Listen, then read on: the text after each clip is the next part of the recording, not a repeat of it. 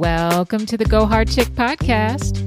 This is your host, Crystal Holmes, and today I bring you episode 35, Gut Health 101 with our fabulous Go Hard Chick guest, Meri. Go Hard Chicks, have you heard that saying, all disease begins in the gut? Well, it's actually a quote that's been attributed to ancient Greek physician Hippocrates. And they say he said that like 2,500 years ago. Well, he wasn't too far off. Every time we eat or drink or expose ourselves to chemicals and hormones, we are either feeding disease or fighting it. So today, in this episode, we are going to get into gut health with our guest and Go Hard Chick, Amanda. Meri is a registered nurse and a health coach. Now, Go Hard Chicks, this is an incredibly important topic because researchers are now saying that up to 90% of all diseases can be traced in some way back to the gut and the health of the microbiome. Before we jump into the interview with Amanda, I wanted to say Happy Valentine's Day to everyone. This episode is being released on Valentine's Day. And I know this day can be triggering for some of us, which is why I want us all to practice self-care and shift the focus of this day to loving on oneself. Now, if you got a boo, you can love on him or her too, but I'm just saying, love on yourself. I recently heard therapist Nedra Tawwab sum up the issue of self-care in a way that was such a light bulb moment for me. I'm going to do my best to summarize what she said to you all now. But the way she said it just hit. It really hit, but I'm going to try. She basically said that many of us are not practicing self-care. Rather, we are practicing aftercare, which means we don't take action to care for ourselves until we are already depleted and tired. Self-care, on the other hand, is preventative. Self-care is designed to love on ourselves so that we don't get to a place of depletion. Self-care helps us stay well. And true self-care requires us to love on ourselves actively and consistently. Ooh, child. So what are you doing? Are you practicing self-care or aftercare? I honestly think I'm doing a little bit of both, but I definitely can stand some improvement in the area of self-care. So that's one of my goals for 2022 is to make sure that I'm actively practicing self-care. So Go Hard Chicks, with all that being said, I am offering you all my free self-care planner. Inside, you will find various worksheets that you can use during your self-care journey. It'll help you plan out different self-care activities for yourself. Maybe you're going to go to the spa, maybe you're going to read a book, maybe you're going to go to the gym. This planner is really, really cool, and it's absolutely free. And I hope you find it useful, and please feel free to pass it on to a friend or a family member. I've included a link to the planner in the show notes. You can also grab a copy on my website, gohardchick.com. I really hope you enjoy it. And I'd love to hear back from you and let me know. Please let me know what your thoughts are. So now, without further ado, let's jump into gut health with Go Hard Chick, Meri.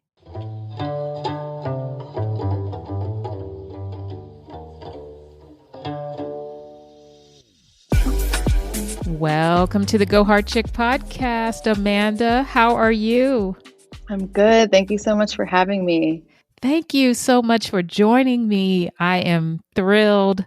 This is a topic that I am excited about, and I love that you are here to share your wisdom and experience and knowledge with us. So let's just jump right in. But first, I want to ask you to tell the listeners about yourself, who you are, what you do, and how you became known as the gut nurse. Sure. So I am Amanda Meri, aka the gut nurse. I have been a registered nurse since 2008, and I've always been fascinated with healthcare. And the more and more I grew in my nursing career, I just always saw that there was something missing with Western medicine, and I was always attracted to natural healing. Um, so I got really sick. We can talk about this later. I got really sick and quit my six-figure job, enrolled into a health coaching nutrition program so that I can better understand nutrition to use that to heal myself. And then I started the gut nurse. So I started health coaching, and this all started in around 2020, early 2021. So I've been a health coach for about a year now, and I am studying to be a functional nutritionist, basically looking for healing opportunities in the body and using nutrition and herbs to help people heal. So that's what I'm working on now. And yeah, that's how I became a gut nurse. Oh, great. Now, you mentioned it. You mentioned that you became sick yourself. Did hmm part of that experience lead you to do what you're doing now?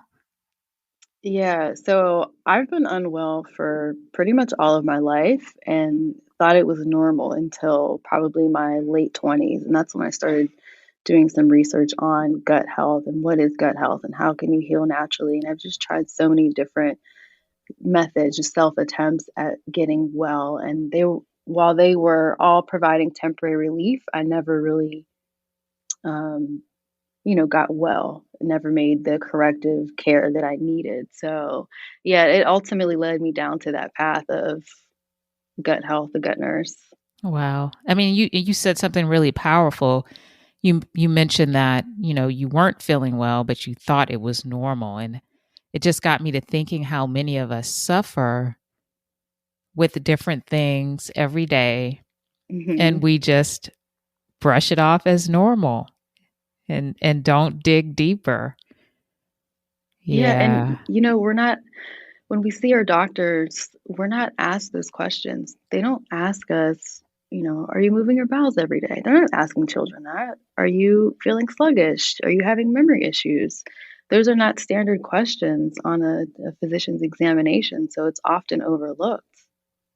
Not only children, but adults. hmm I don't know if any doctors ever asked me that, you know. But definitely with children, because I see it with my daughter. I mean, now that I've gotten into this space and gotten deeper, when I take her for her well visits, it's not really that thorough, you know. Like, get But them in, get them out. right, right. But anyway, let's start talking about the gut. All right, because I love this topic, and I find a lot of people that I speak to, work with, they have no idea, the importance of gut health. So, can you explain to the listeners why someone should be concerned about the health of their gut?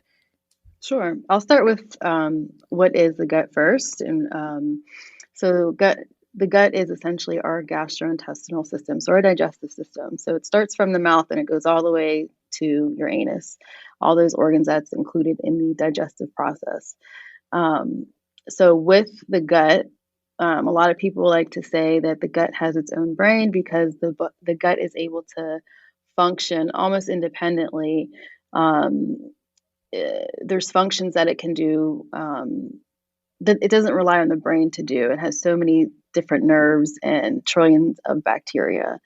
So the gut basically is it's like I like to call it an ecosystem. So there's like this whole world in there of bacteria and fungi and viruses, and we need all of those things. But when there's an imbalance of the good and bad bacteria, that's whenever we have this thing called gut dysbiosis, which it just basically means there's that imbalance that we have more bad bacteria than good. And that's whenever we start to have problems. So um, if we're eating unhealthy, if we are stressed often, if we're consuming a lot of alcohol, we're not getting enough sleep, those things can help weaken the gut and the gut lining. And it can also um, influence that gut microbiome, that little ecosystem. It can tip the scale to make the bad bacteria greater than the good, and then this inflammatory response occurs. So the gut lining is starting to break down. It essentially has these small, tiny holes in the gut lining where undigested food particles seep out and then into our bloodstream, which it's not supposed to be there. And so our body gets this alert, like, hey, there's a foreign invader. Why are these food particles floating around? And the body starts to attack it because it's not supposed to be there. And that's what causes this inflammatory response. And a lot of people now, it's pretty trendy now. A lot of people are saying like, oh, I have inflammation. I have inflammation. Well, that's kind of the start of it right there. Okay. All right. That's deep. Okay. So you mentioned that food particles eventually could and do seep out of the gut lining and into the body. What kind of symptoms would that cause in someone?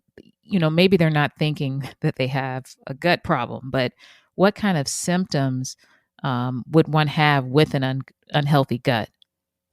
Oh, there's so many different symptoms, and it varies person to person. It can be frequent migraines. It can be just feeling sluggish, having acne, psoriasis, eczema, um, infertility. The list goes on and on and on. Hair loss. And that's just amazing because I don't think people, just looking back, I always have to throw myself in this, you know, you live and you learn. But, for many years, I suffered with terrible acne from the time I was a Mm, teenager on up till well into my 30s. And I look back now and I wonder, well, if I had known what I know now about healthy gut and all of that, mhm, could that have been a contributing factor, And so I truly don't believe people know that a lot of the various symptoms that we may be having could be tied to having an unhealthy gut. mhm. How does one begin the process, I guess, of identifying do they have an unhealthy gut? Well, let me ask you this. Can one assume that if you're eating, like you mentioned, the sugar, you're drinking a lot of alcohol, you're doing all this stuff, that your gut probably isn't that healthy? Yeah, and I think it becomes more clear when we're in our 30s and 40s and beyond, but definitely in the 30s and 40s, that's when it really catches up with a lot of us. So if Ye- you have those bad habits, you're going to feel it. There's no question. That's when the diagnoses come. Because, Hmm. I mean, I was diagnosed with an autoimmune disease. And, that's when I really became in tune about my gut health. But, it was after years, of Hmm. probably not eating the best. Oh, goodness. Okay. So let me ask you this because I've been hearing a lot about this too. What is the relationship between the gut and the immune system? Mm. So about 70% of our immune system resides in our gut. The gut is also responsible for immune function, regulating immune function, strengthening the immune system. Whenever that gut lining is weakened and kind of torn down, as I mentioned earlier, that affects our immune system.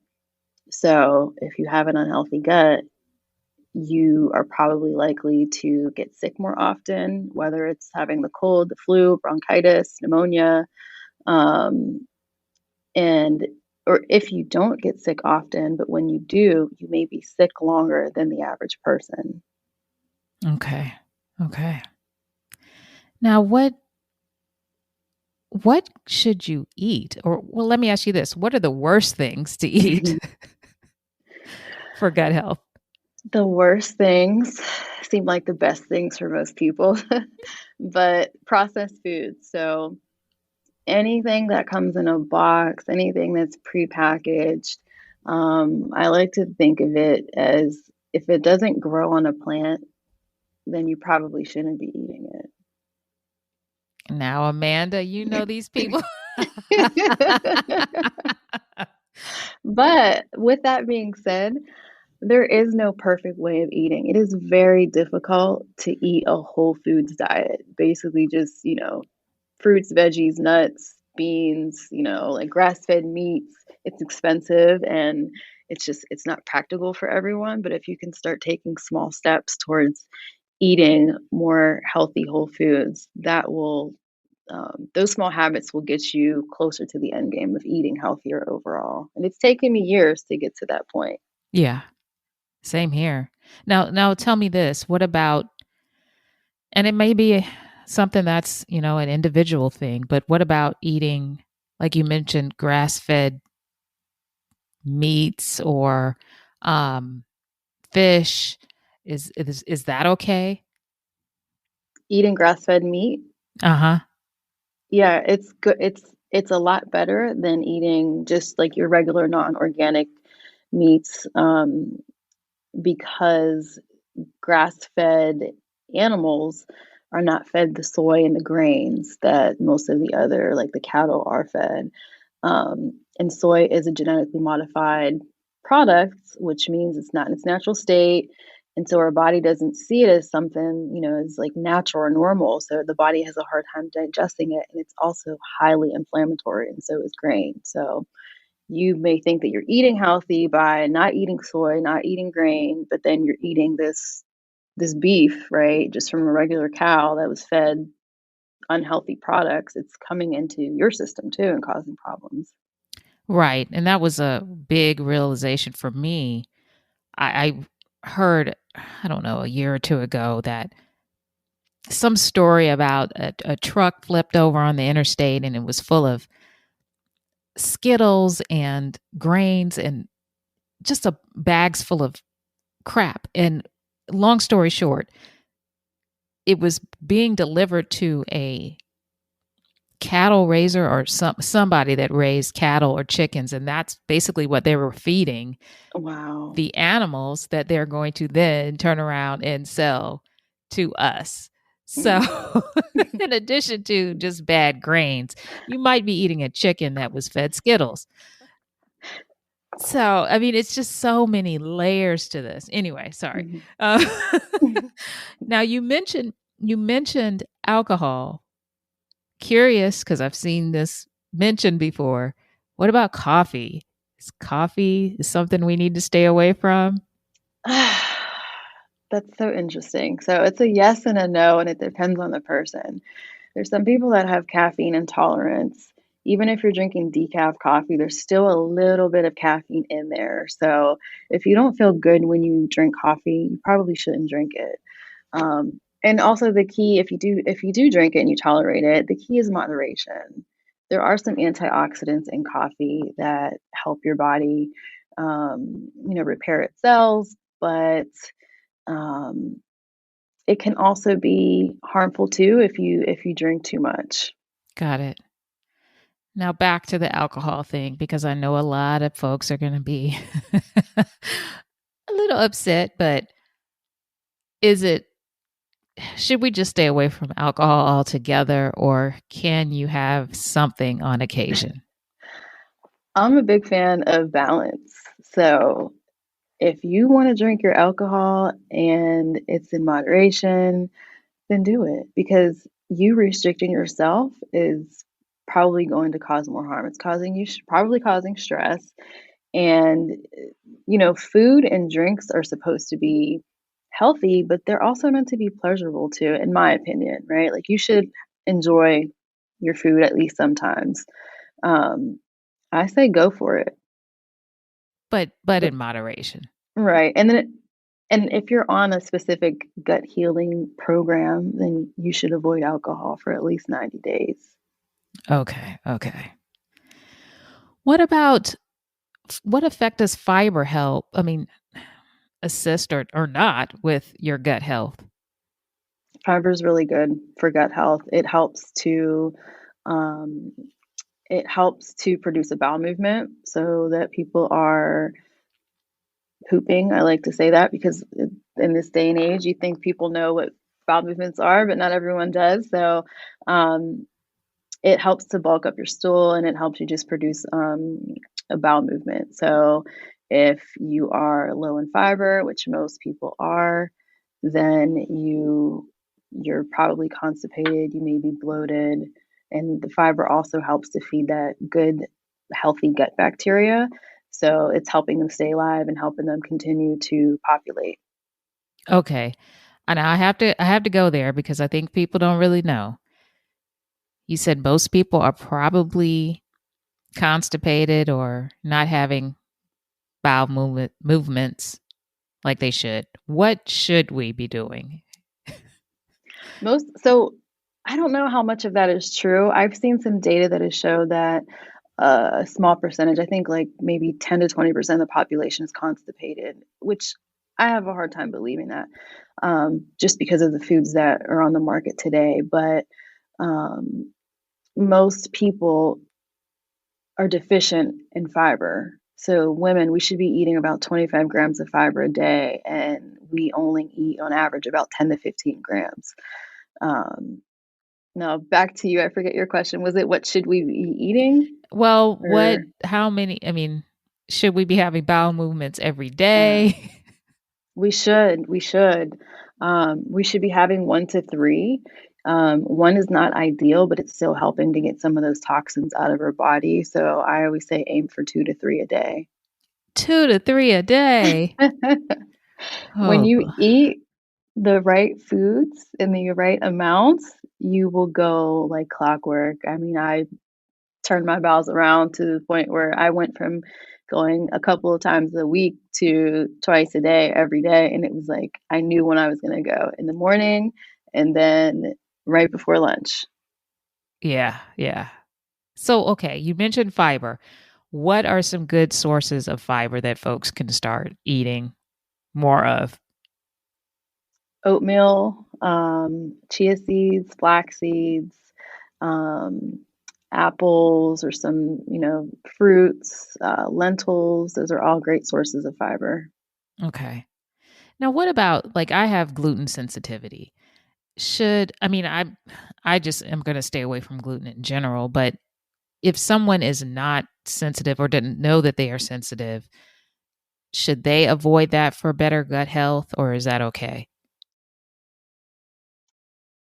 I think that everyone should avoid gluten. Now, I know that's Okay. not easy. It's hard, but the thing about it is if you try to limit it, be mindful that gluten stays in the body for quite some time. It can take a couple of days to, clear out the system, up to 6 months for some people.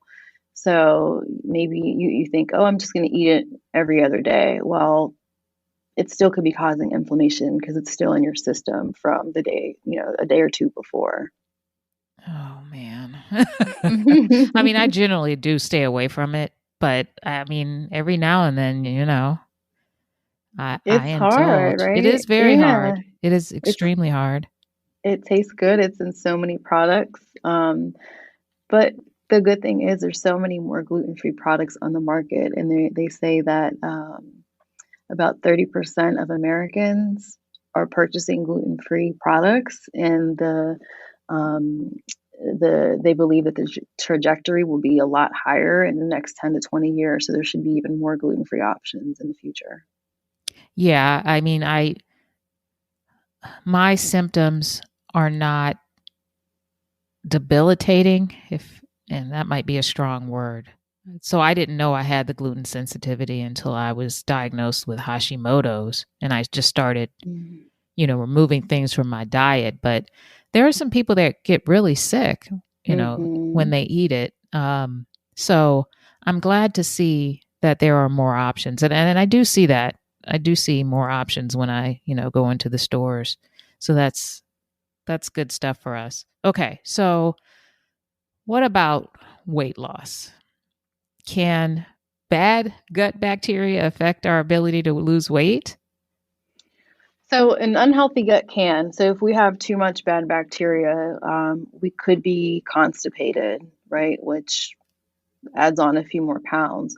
But the unhealthy gut also influences some of our hormones and our hormone production, and metabolism. So if our gut's unhealthy, our hormones can be unhealthy. They work hand in hand. So your metabolism is off. So it can be hard to lose that extra 10 or 20 pounds, or maybe you lose a little bit of weight and you plateau. That's because you're there, it's a metabolic problem. Okay. Okay.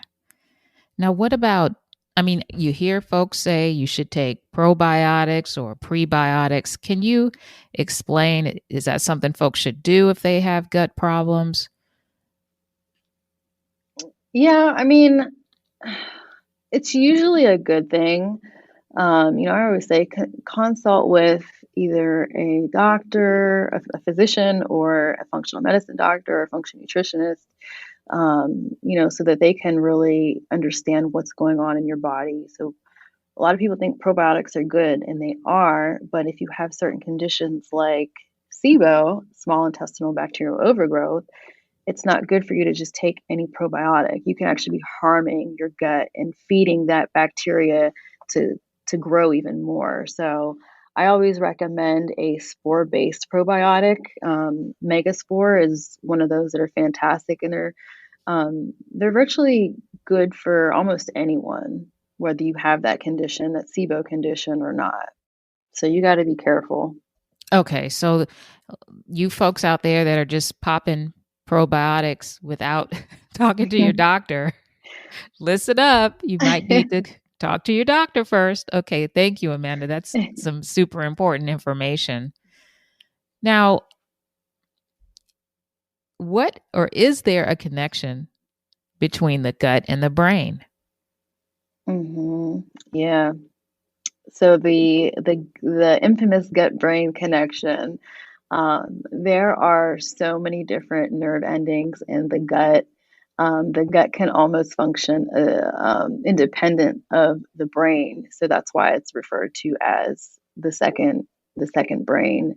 Um, and it's just made up of all these. It's just such a vast system that has so many different functions. Like it's not just digesting, breaking your food down and digesting and absorbing the nutrients. It's also regulates the hormones. It produces some hormones and some vitamins. So it's very, very important, like the brain.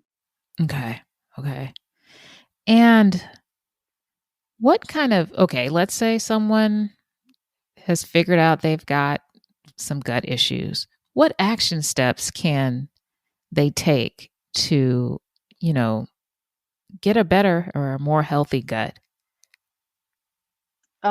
So I like to focus on it's the dress method, and that's the method that I've learned in this nutrition program that I'm in. And dress stands for diet, rest, exercise, uh, sleep, and supplements. So diet now. Eating more of a whole foods diet. So eating more healthy, fruits and veggies, skip the canned fruits and veggies if you can, because those are processed and they have additives in them that can be toxic and inflammatory to our gut. So focusing on the diet. Also with the diet, there's a test that I really like. It's called the MT diet. It's the metabolic typing diet. And anyone can go online and pay for it. I think it's like $140.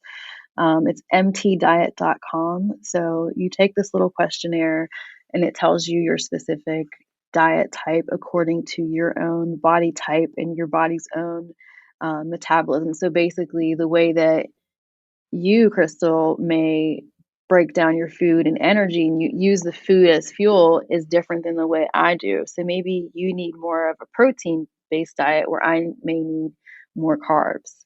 Um, so I can get into that, but that's key. So I started that about a month ago, and I've noticed just huge changes just from eating for my body type. I have a lot more energy. I feel a lot better. So that's the first thing. Um, Rest is the second thing. So getting enough sleep, getting 7.5 to 8.5 hours of sleep a night.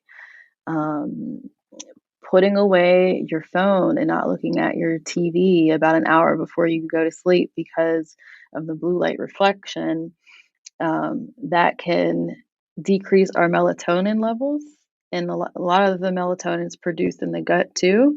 Um, so we need to make sure that we're staying away from these blue lights or get these glasses, the blue light reflecting glasses, whenever you're working on your computer, on your phone. Um, Rest, exercise. So exercising a few days out the week, even if it's just taking a brisk walk, doing some light yoga.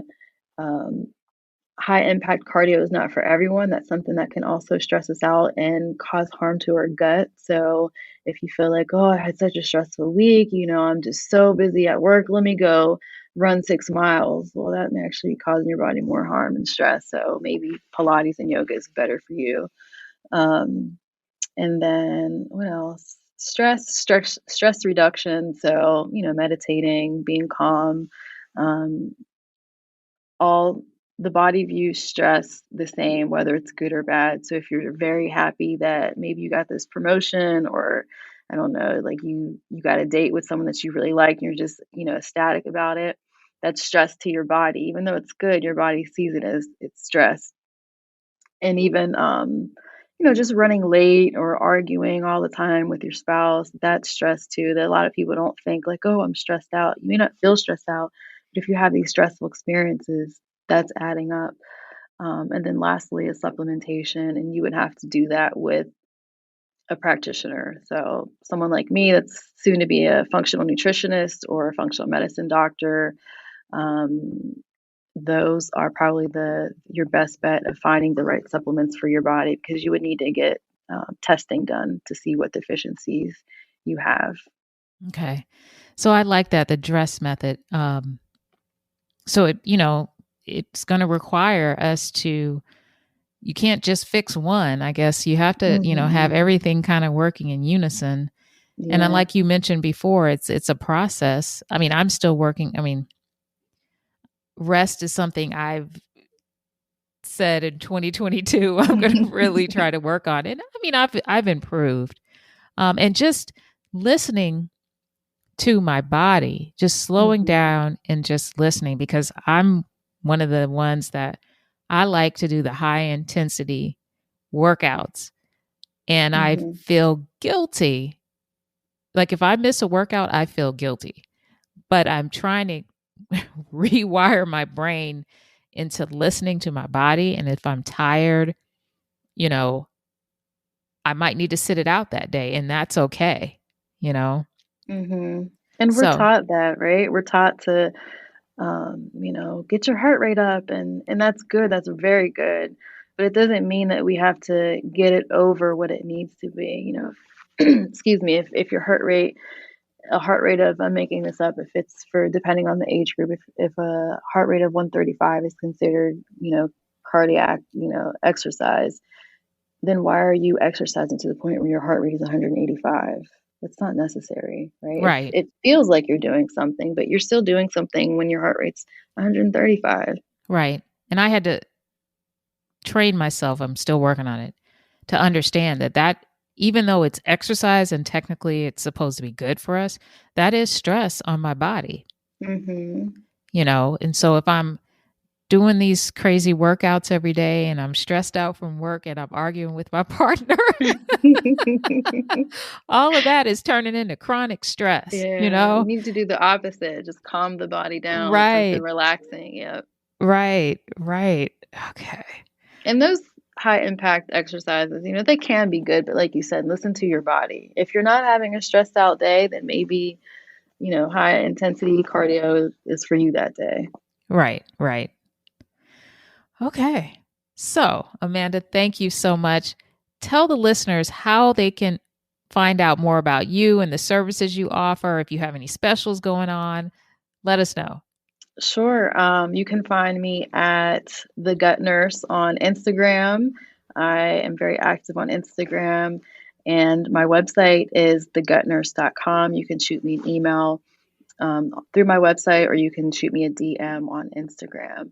Currently, I am not accepting any new clients. I'm wrapping up a few from my 12-week Gut Foundations program, but I plan to offer new services in the next, probably by the end of March, early April, whenever I finish this functional nutrition program. So I'll be able to order different lab testing, hormone testing, stool testing, just a bunch of different testing to see what's going on with people, and creating the customized plans, the dress protocol on people. So I will have some specials whenever I introduce those new services sometime in, let's just say, early April. All right, Amanda, we'll be looking out for those specials come April. Springtime, it's time to get the bodies right. You're right. Perfect time, right? Perfect time. Thank you so much for joining me, Amanda. This was really some valuable information. Thank you so much. Thanks for having me. I had a great time. Well, there you have it, Go Hard Chicks. Another great episode, this time with the gut nurse, Amanda Meri. Make sure you check out her website, thegutnurse.com. Go Hard Chicks, also check out my website, gohardchick.com. And don't forget to get your free copy of my self-care planner. I want to give you one more request, if I may. It's Black History Month. And I know many folks during Black History Month want to support Black businesses. Well, support a Black podcast as well. And you can do that for free. How can you support a Black podcast? You can listen, you can like, you can share, and you can leave a rating and review. The rating and reviews are really crucial to small podcasts like Go Hard Chick, and it helps us to grow. So if you just take some time and listen, share an episode with a friend, and leave a rating and review, that would really, really be helpful. As a Black creative, I love this. I do this solely because I'm in love with sharing this information with you. I'm not making any money from this. It's free content that I wish I had access to 20 years ago. So if you are enjoying the podcast, please, please, please share it with a friend and give it a rating and review. Thank you for listening, Go Hard Chicks. Take care.